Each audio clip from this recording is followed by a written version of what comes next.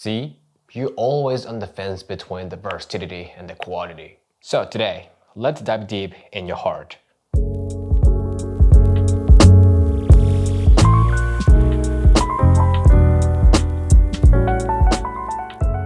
Okay, things started because of this lens. Sigma 28-105 F2.8 Art lens. Never seen something like this before. It got 28 to 105mm. Okay, versatile lens. No, it got an F2.8 through all focal length. This might be driving me crazy. What you have to go through when you choose the lens is the decision making between the versatility and the quality. If you go for the versatile lens, you get the easiness, but not the best image quality. If you go for the image quality, you get the best thing, but that won't be easy all the time. But no matter which way you go, you find your piece somehow and live with that. But this lens, Sigma 28-105 F2.8, this got pretty much both. It shoots super crispy Sigma authentic images with a versatile focal length 28-105mm and F2.8. But the baby swallowed all the nutrients and he got fat like this. Right, that's what you think.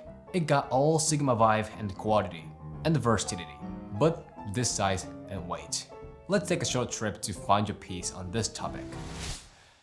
Having a Sigma lens is a great idea if you want a super sharp image.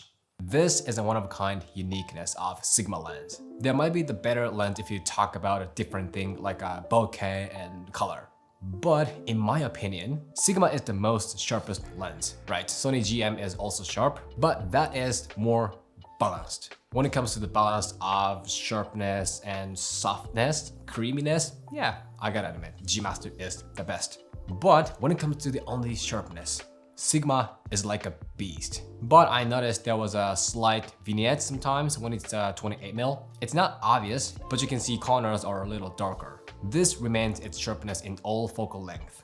I feel the same vibe with a Sigma 45mm 1.8 Art lens, and it shoots light pretty well.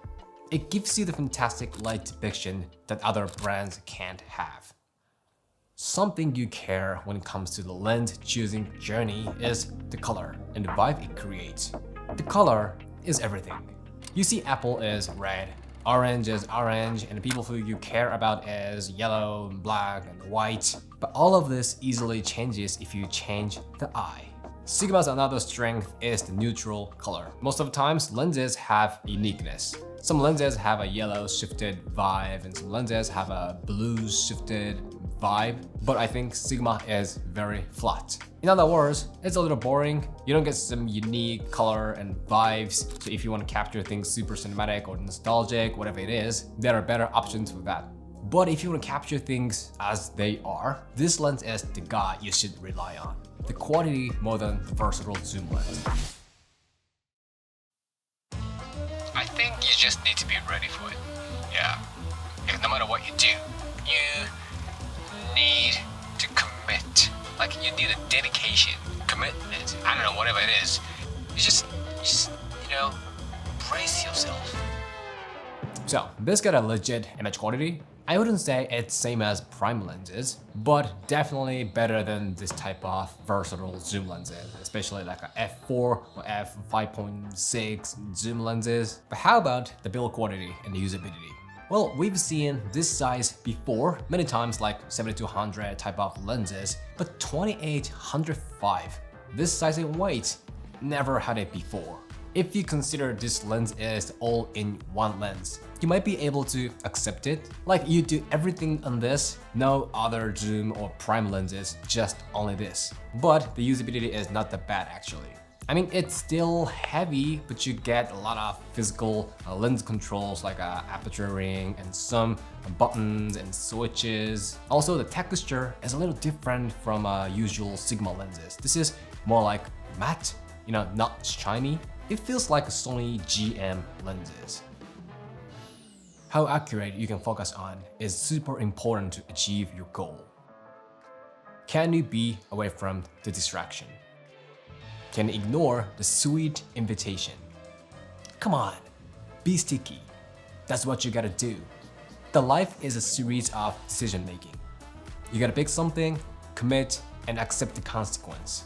So, recent Sigma lenses have amazing autofocus compatibility with Sony cameras. I compared the Sigma with Tamron before, but Sigma nailed it. I don't know if there is a difference between Sony G Master lenses, like 28-105mm G Master version 2, but I don't feel any lack of autofocus power so far. Even when it's 105mm F2.8, this can bring the autofocus power from the camera. Also, being stable is important. Once you make a decision, then focus on it. Don't be shaky. Stay put. Stick with yourself. Speaking of compatibility, sometimes that light stops by itself. So I gotta turn out the lights. Come on. Don't be off. Alright. This is important. But yeah, speaking of the compatibility, the IBIS can work really well on this lens. When it's not active IS, it's okay. Like I said before in another Sigma video, but they are getting better and better in this IBIS compatibility. When it's active IS, it can make the footage stable enough, but it's not still perfect. Sometimes you get a big shake. In between the versatility and the quality, you get lost. I lose myself sometimes. I did both, but my conclusion so far is chasing the quality. You know what? Recently I'm using Lumix S5 IIX as my main camera. Main camera outside, main camera inside is Blackmagic 6K, but outside I'm using Lumix S5 IIX. But the reason why it's this big is that I'm recording through SSD, ProRes log 5.8K 422 HQ, and I'm using the side grip to secure my grip, and also using the external monitor for the image check. You can just go without those, but right now I am chasing the quality as much as possible, so I just threw the versatility away. If you need a zoom lens that can shoot a lot, more than 24 to 70mm range, this might be a good option, but only when it has to be only one lens and you want the best possible image quality. If you just want a versatile focal length, there must be the better option in terms of the size and weight. Even though this has an amazing image quality, you're not gonna appreciate it. But if you can accept the consequence, if you can commit to what you decide, this 28-105mm is a great option for you. This can give you the best possible result in that limited circumstance. This lens is for people who need the best possible image quality, the versatility, and also the best lens performance. If you have to have them at the same time in one lens, this lens is yours. But if you just want some of them, you can't live with this for long-term use.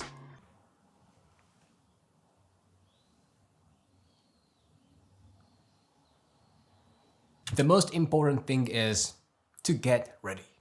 No matter which way you go, you need to accept the consequence. Without it, you're not gonna make it. Brace yourself.